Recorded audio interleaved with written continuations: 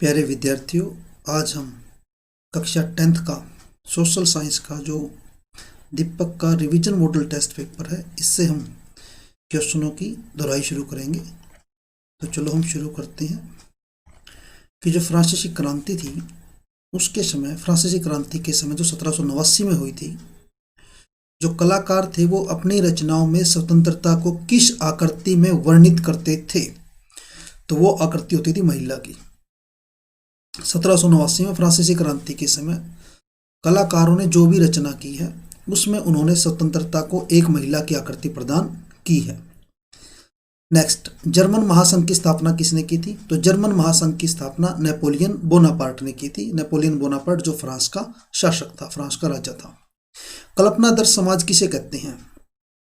एक ऐसे समाज की कल्पना जो इतना आदर्श हो कि उसका साकार होना लगभग असंभव हो, उसे हम कल्पनादर्श समाज कहते हैं।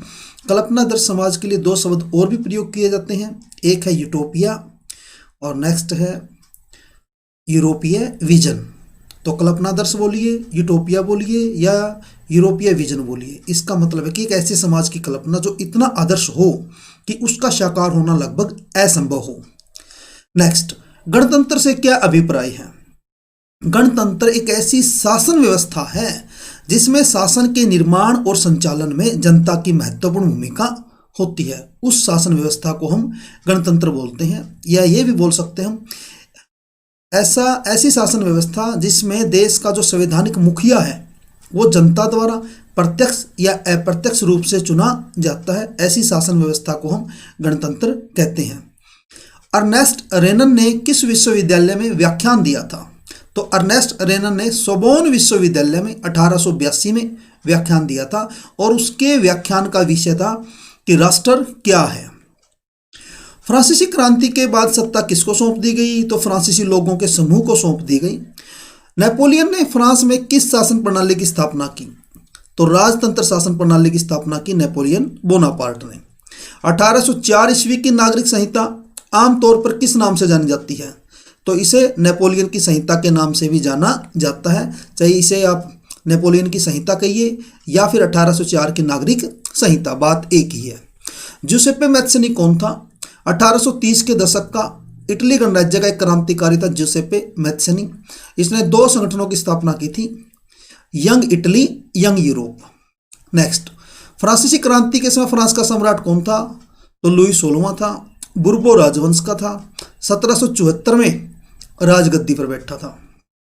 इटली का विस्मारक किसे कहा जाता है? काउंट कैमिलो दे कावुर को इटली का विस्मारक कहा जाता है। 19वीं सदी के मध्य में इटली कितने राज्यों में बटा हुआ था? तो इटली 7 राज्यों में बटा हुआ था। 19वीं सदी के मध्य में इटली के केवल एक राज्य में इतालवी राजघराने का शासन था और उसका नाम था सार्डिनिया पीडमांट। किस वर्ष को नेपोलियन के पतन के वर्ष के रूप में जाना जाता है? तो वो है सन 1815, जिसमें वाटरलू का युद्ध हुआ था और उस युद्ध में नेपोलियन हार गया था। किन यूरोपीय शक्तियों ने मिलकर 1815 में नेपोलियन को हराया था? तो ब्रिटेन, रूस, पर्सा और ऑस्ट्रिया, इन सभी शक्तियों ने मिलकर 1815 में वाटरलू के युद्ध में नेपोलियन को हराया था। वियना संधि कब हुई? वियना शांति संधि बोलिए, वियना संधि बोलिए, वियना कांग्रेस बोलिए, यह 1815 में हुई थी। नेक्स्ट हमारा जो क्वेश्चन है वो है कि यूरोप में किस युग को क्रांतियों के युग के नाम से जाना जाता है? यह है 1830 से 1848 का काल। इस काल को यूरोप में क्रांतियों का युग कहा जाता है। फ्रांस में संवैधानिक राजतंत्र की स्थापना कब की गई थी? 1830 में की गई थी। फ्रांस में 1830 में स्थापित संवैधानिक राजतंत्र का अध्यक्ष कौन था? लुई फिलिप, जो 1830 में फ्रांस में संवैधानिक राजतंत्र स्थापित किया गया तो उसका अध्यक्ष बनाया गया लुई फिलिप को। नेक्स्ट हमारा क्वेश्चन है, यह किसने कहा था कि जब फ्रांस छींकता है तो बाकी यूरोप को सर्दी जुकाम हो जाता है? जब कोई घटना फ्रांस में घटती है तो उसका प्रभाव पूरे यूरोप में महसूस किया जाता है। तो ये बात कही थी मेटरनिख ने। 1832 ईस्वी की कुस्तुनतुनिया की संधि का क्या परिणाम था? तो 1832 में जो कुस्तुनतुनिया की संधि हुई थी, इस संधि के तहत यूनान को एक स्वतंत्र राष्ट्र की मान्यता प्रदान की गई। तो इसमें एक दो क्वेश्चन और बन जाता है कि यूनान को स्वतंत्रता किस संधि के तहत मिली? तो वो थी कुस्तुनतुनिया की संधि। कब हुई? 1832 में। या फिर यूनान का स्वतंत्रता संग्राम कब शुरू हुआ? ये शुरू हुआ था 1821 में। ग्रिम बंधुओं का जन्म किस देश में? तो जर्मनी में हुआ था। किस शहर में हुआ था? हनाऊ में हुआ था। तो ग्रिम बंधुओं का जन्म जर्मनी के हनाऊ शहर में हुआ था। ग्रिम बंधुओं की फ्रांस के बारे में क्या राय थी? ग्रिम बंधु फ्रांस के वर्चस्व को जर्मन संस्कृति के लिए खतरा मानते थे। 1801 में किस राज्य को बलपूर्वक यूनाइटेड किंगडम में मिला लिया गया? तो उस देश का नाम है आयरलैंड। आयरलैंड को 1801 में बलपूर्वक यूके यूनाइटेड किंगडम में शामिल कर लिया गया। आयरलैंड किन दो धार्मिक गुटों में बटा हुआ था? कैथोलिक और प्रोटेस्टेंट। जो ईसाई धर्म के दो गुट हैं, कैथोलिक और प्रोटेस्टेंट, आयरलैंड इन दो धार्मिक गुटों में बटा हुआ था। ब्रितानी झंडे का क्या नाम है? ब्रितानी झंडे का नाम है यूनियन जैक। ब्रिटेन का राष्ट्रीय गान क्या है? जो ब्रिटेन का राष्ट्रीय गान है उसका नाम है God save our noble king. ये ब्रिटेन का राष्ट्रीय गान है, God save our noble king. भगवान हमारे जो राजा है उसकी रक्षा करें। मारियान की छवि, नेक्स्ट क्वेश्चन हमारा 28वां। मारियान की छवि कहाँ अंकित की गई थी? तो मारियान की छवि सिक्कों पर और डाक टिकटों पर अंकित की गई थी। मारियान, जैसे जर्मनी में जर्मेनिया, भारत में भारत माता, इसी प्रकार फ्रांस में फ्रांस की प्रतीक है मारियोन। जर्मेनिया का चित्र कब और किसने बनाया था? जर्मेनिया का चित्र 1848 में फिलिप वेट ने बनाया था। यूरोप में टूटी हुई बेड़ियां किस चीज का प्रतीक थी? ये आजादी मिलने का प्रतीक थी, टूटी हुई बेड़ियां या टूटी हुई चैन। किस प्रतीक को एक नए युग के सूत्रपात के रूप में देखा जाता था?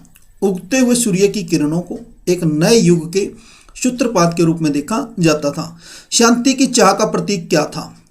तो तलवार पर लिपटी जैतून की डाली, या किताब बुक के अंदर देख सकते हैं कि तलवार पर लिपटी हुई जो जैतून की डाली है ये शांति की चाह का प्रतीक थी। 1871 के बाद यूरोप का कौन सा क्षेत्र गंभीर राष्ट्रवादी तनाव का स्रोत था? उस क्षेत्र का नाम बाल्कन क्षेत्र। प्रथम विश्व युद्ध कब आरंभ हुआ? 1914 में। बलूतपतियों का मुकुट किस बात का प्रतीक था? बहादुरी का, वीरता का। जो बलूतपतियों का मुकुट है ये बहादुरी का, वीरता का प्रतीक है। मारियान कौन थी? मारियान फ्रांस के कलाकारों द्वारा निर्मित एक काल्पनिक महिला की तस्वीर थी जो फ्रांसीसी गणराज्य का प्रतिनिधित्व करती थी। इसी प्रकार जर्मेनिया कौन थी? जर्मेनिया जर्मनी के कलाकारों द्वारा जर्मन राष्ट्र की एक महिला के रूप में प्रतिनिधित्व करती हुई तस्वीर थी। जनमत संग्रह का क्या अर्थ है? जनमत संग्रह एक प्रत्यक्ष मतदान होता है जिसके जरिए एक क्षेत्र के सभी लोगों से एक प्रस्ताव को स्वीकार या अस्वीकार करने के लिए पूछा जाता है, उसे हम कहते हैं जनमत संग्रह। नेक्स्ट जो हमारा क्वेश्चन है वो है उदारवाद का शाब्दिक अर्थ क्या है? उदारवाद, लिबरलिज्म शब्द लैटिन भाषा के शब्द लिबर से निकला है जिसका अर्थ है आज़ादी। ये एक नंबर में यही आ जाता है कि लिबर शब्द का क्या अर्थ है, तो इसका अर्थ है आज़ादी। इस प्रकार नए मध्य वर्ग के लिए उदारवाद का अर्थ था व्यक्ति के लिए आज़ादी और कानून के सम्मुख सबकी समानता। नेक्स्ट क्वेश्चन है रूढ़िवाद से क्या अभिप्राय है? रूढ़िवाद, रूढ़िवाद एक ऐसा राजनीतिक दर्शन होता है जो परंपरा, स्थापित संस्थान और रिवाजों पर जोर देता है। जो पहले से चले आ रहे हैं, चाहे परंपरा चली आ रही है, रीति रिवाज चले आ रहे हैं, या जो स्थापित संस्थाएं हैं उन्हीं पर जोर देता है और तेज बदलाव की बजाय क्रमिक और धीरे धीरे विकास को प्राथमिकता देता है। इटली के एकीकरण में योगदान देने वाले किन्हीं दो व्यक्तियों के नाम लिखो? तो गैरिबोल्डी एवं कावूर। 1830 का दशक यूरोप में किन कारणों से कठिनाइयां लेकर आया? तो कोई दो उदाहरण आपने देने हैं। जनसंख्या में अत्यधिक वृद्धि के परिणाम स्वरूप बेरोजगारी की समस्या उत्पन्न हो गई। और नेक्स्ट है फसल खराब होने एवं खाने पीने की वस्तुओं के मूल्य बढ़ने से भी व्यापक गरीबी फैल गई। यंग इटली नामक संस्था के कोई दो उद्देश्य लिखने आपने। यंग इटली नामक जो संस्था थी जूसेप्पे मैत्सनी द्वारा स्थापित, यंग इटली और यंग यूरोप। तो यंग इटली के आपने दो उद्देश्य लिखने हैं। नंबर 1 पे कहता है इटली का एकीकरण करके गणतंत्र की स्थापना करना और देश के लिए अपना संविधान तैयार करना। तो इटली का एकीकरण कब हुआ और एकीकृत इटली की राजधानी कौन सा नगर बना? तो 1870 ईस्वी में इटली का जो एकीकरण है वो रोम की विजय के बाद हुआ और रोम नगर को एकीकृत इटली की राजधानी बनाया गया। तो फ्रांसीसी क्रांति कब हुई, इसका क्या परिणाम हुआ?